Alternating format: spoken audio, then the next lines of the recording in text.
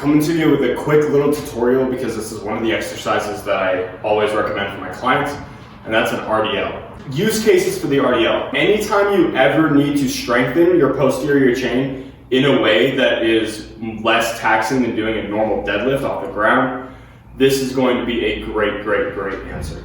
If you want to think about it like this, an RDL is sort of like a weighted hamstring stretch. The way I normally set this up is I'll put this in the rack.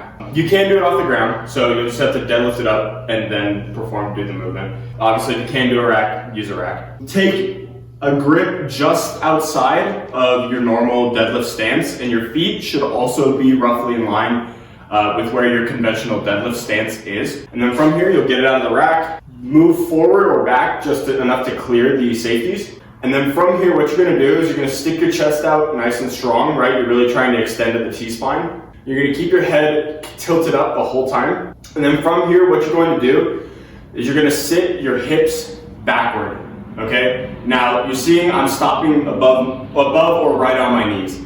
For me, this is as far as my hamstring flexibility will let me go before my back starts to round. And that's not the point of the movement. The point of the movement is to strengthen your hip extensors, so your hamstrings, your glutes, your adductors, that kind of thing, right? So you're just gonna stay in this plane of motion. A variation that I also use a lot of the RDL, just to make it a little bit harder, is a snatch grip RDL. Snatch grip is kind of a vague term when you're talking about exercises that aren't specifically the snatch.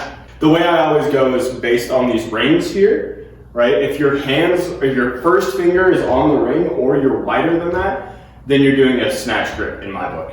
All this does is it makes the movement a little bit more challenging for your upper back and for your core, which helps take some weight off the bar, and it still gives you a very good hamstring and glute stimulus. From here, same thing.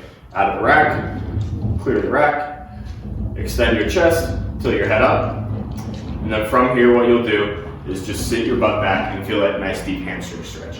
Now you're gonna notice I finish a little bit higher usually, right, from rep to rep than I did on the normal RDL. And that's simply because you're starting at a higher point, but your hamstrings are still the same amount of stretch. So it's gonna give the illusion that you're not going as far. Don't worry, your hamstrings are still going as far, okay? Don't hyperfixate on where the bar goes too much. Some common mistakes that I see with both of those variations of the RDL, the Romanian deadlift. One is people will let their knees bend, right? So you'll start to come down and then you'll see them kind of bend their knees and do this thing, right?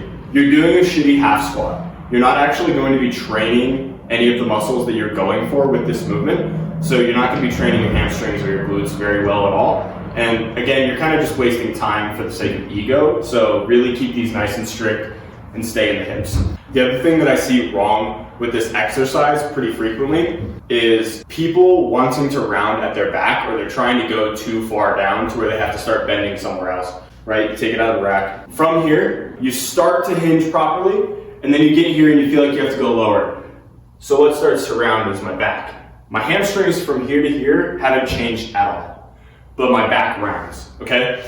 And if your goal is to develop a maximal deadlift, probably not the worst idea, right? But if you're talking about doing that on top of doing back extensions, on top of doing conventional deadlifts, maybe you're doing deficits or snatch grip off the ground, it's gonna be too much for your recovery, right? And then you're also missing the point of the movement where you're still trying to strengthen your glutes and your hamstrings. So one final note, you guys see I'm going barehanded right now, but whenever you do this movement, eventually your hands are gonna be too much. I would not recommend doing a hook grip on this movement because the rep range is gonna be a little too high for it to be consistent. I would recommend using straps, or if you don't have access to straps, then I would say just do an over-under grip as such, even though this side's gonna kick out in front of you a little bit. Obviously, the point of the movement is to train your glutes and your hamstrings. It's not so much about trying to train your grip. There are better exercises to train your grip than just doing RDLs. Thanks for watching, guys. I will have another exercise tutorial coming soon. I'm trying to do more of the sort of odds and ends type lifts that aren't covered as frequently. Thanks for watching, guys. Like, comment, subscribe, let me know what you think. And if you have any suggestions for lifts, leave them in the comments down below.